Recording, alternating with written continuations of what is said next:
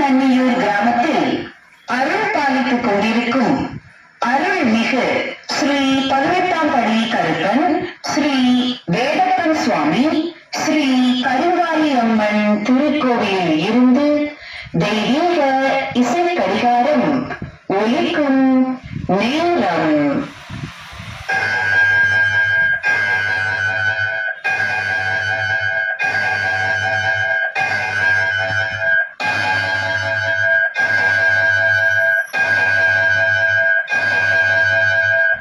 நேரம் இரவு 9 மணி.